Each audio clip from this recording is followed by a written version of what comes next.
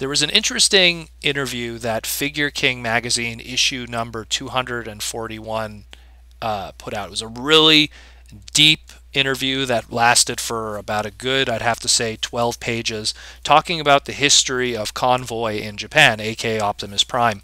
And for that interview, they brought forward three key members of Takara's developmental team throughout the years of Transformers, going all the way back to the beginning to the modern era.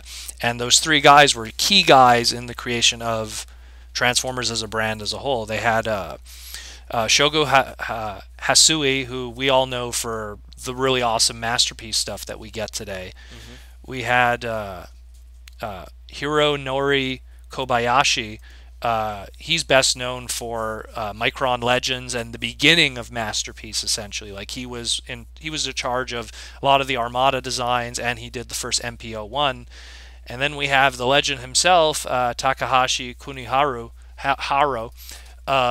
which I got to meet in person at HasCon, and he was the guy who was behind Star Convoy. But even before that, he was doing a lot of the early designs like Rodimus Convoy, Rodimus Prime, Hot Rod. But his first ever Convoy toy that he designed was Star Convoy from the Return of Star Convoy Battlestar series from Japan. And this whole interview essentially was just them reminiscing about the evolution of Optimus Prime, and whenever they were tasked as individuals to make an Optimus Prime toy, how they went about it. The interview, of course, is all kind of it's enveloped around the fact that they're teasing for a 35th anniversary Optimus Prime toy that will be coming, I'm going to assume, in 2019, if they want to do 35th anniversary from the American standpoint, which would be 1984.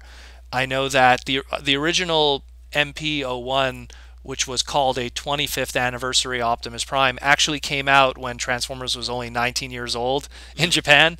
It's kind of confusing. So I don't know what the release date will be on it, but they kind of do a little tease. They show a schematic of a chest image and a shoulder. I guess they feel they could still reinvent the wheel after the MPO-10. What that'll be, we don't know. We'll find out as time progresses. But it's not the first time I've seen stuff like this. I feel like they've been reinventing the Gundam 0079, RX-79 all the time. So, well, because I kind of feel like it's like, all right, we got MPO-1. How do we do this again? MPO-10. How do we do this again? Power of the Primes, Optimus Prime with Orion Pax kind of fitting in like God Ginrai / Power Master, and I guess like they even have it on the table here with the two designers, and like you're like if you were to hide the arms on MP10 and Battle of the Primes Optimus, Power of the Primes, Power to the Primes, you could be a little bit hard pressed depending on how the lighting is on the chest. Like it's almost the same thing. It's almost the same thing. Well, it's pretty impressive. They talk about a lot of different things in this interview, and I'm going to link it in the description so people could read it as a whole, because there's a lot of stuff they discuss. They talk about their first experiences of their opinion of what is Optimus Prime, and the first time they encountered the character, which is really funny because a lot of them experienced it as a Diaclone item before it came back as Transformers. Yeah. They talk about what was their first jobs working on a Optimus Prime toy. One thing I do want to mention was Kuniharo talked about when he was designing Energon Optimus Prime, also known as Superlink, and how his nickname was Dos Convoy, which is a throwback because sumo wrestlers, they say Dos Koi, which is and it's because Optimus Prime was kind of fat in his Energon incarnation. And also the Japanese just love wordplay and they love puns. Yeah. Another thing that was really interesting, and it was always something that we've only heard in small pieces but never really knew the whole story, was one of them specifically, Kobayashi, he talks about when he was designing Armada Optimus Prime, aka not Galaxy Force, Micron Legends, and how when he was charged with that, the original overall concept was that he was going to be a monster truck. And what was cool about that is when he was talking about it is he was saying how, well, when I had that monster truck concept in mind, that kind of bled over also into the super mode, where he was going to have a super mode face that had like, these big exhaust pipes on the side of his head that were kind Yeah. of like a monster truck's exhaust pipes, and he was going to have like these big wheels. And the final product obviously got changed a little bit through the process, but if you kind of look at the Optimus Prime truck on its own, it kind of gives off this monster truck vibe. A lot of people just look at it and go, oh, it's like G1 Prime, right? It's just a long nosed truck in this case. But it was meant to be more of a monster truck with big wheels. And he says that the Japanese version still has Monster Convoy written on the wheels, which was Ah, his name. And a lot of little things here and there, and it was really cool that he brought that up, and how they wanted to kind of make the ultimate, Optimus Prime, where you transform it and the trailer transforms on its own. hmm So really cool stuff like that. And then they went, then of course, he went to talk about also like with Energon and how he wanted to make the ultimate combiner with yeah. the other one, with the fat, as they call him, the fat Optimus Prime.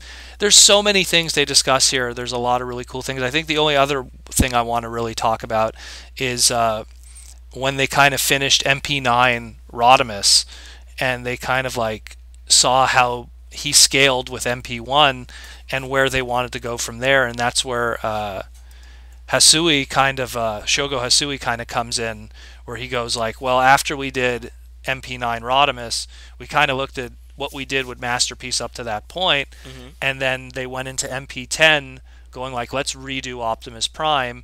And then after they did MP10, they redid Starscream with MP11, which at that time was MP3. Starscream was done by Ishimori, which was behind Macross and stuff. So they kind of were.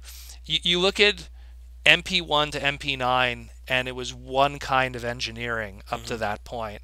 And then MP10 moving forward, you see it was like first they did Optimus, then they redid Starscream, then we had the Lambor crew, which was again a perfect Shogo creation. Then they Right. did Soundwave, which is flawless in my opinion. Then they did the Datsun brothers. Then they did Wheeljack. Then they did Bumblebee. Like they were revisiting all of these characters and just knocking them one after another out of the park. But it all came with MP10 after that first MP9 Rodimus going like, I think we need to go in a different direction. Yeah. And so they talk about that. There's tons of photos also that show the history and the lineage of all the Optimus Prime toys in this magazine, right up to the modern era. Obviously, a lot of the ones that are shown are more of the Japanese exclusive releases. So you won't have your fast action battle or movie Prime represented here or something. No, no. But all the key ones, at least throughout the Like specifically generations. the ones that definitely represent that character at the best, at their best, I would assume. And it's I funny would that not assume and, that I would and it's say. funny that you mentioned that, because that was something they also talked about in this interview. Is they said that whenever they tackle making a Optimus Prime for any line, they always feel that that Optimus Prime has to kind of also be a representation of what the line is about. Mm, So in the case of, let's say, Energon, because he was like he had all these combining pieces on him to make the ultimate combiner, that was kind of the gimmick with Energon, where it was super linking. It was all like the super link gimmick, or the, as they called it, the power linking gimmick in Energon, or and even in the case of Galaxy Force, where hmm having the key a gimmick on him and all those little things. A convoy always has to be a representation of what the line's overall gimmick is, if there is one.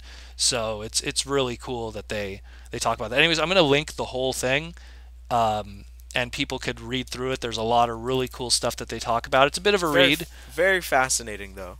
Yeah, it is. It's very fascinating, and these guys are pretty cool guys. I got to meet two of them in two different occasions, and they're very cool and humble dudes. Is there anything that really caught your eye in this interview that you want to talk about?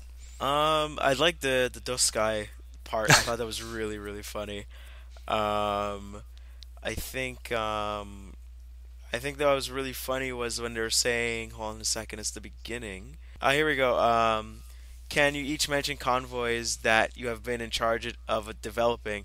And Hasui says, does that include Rodimus convoy?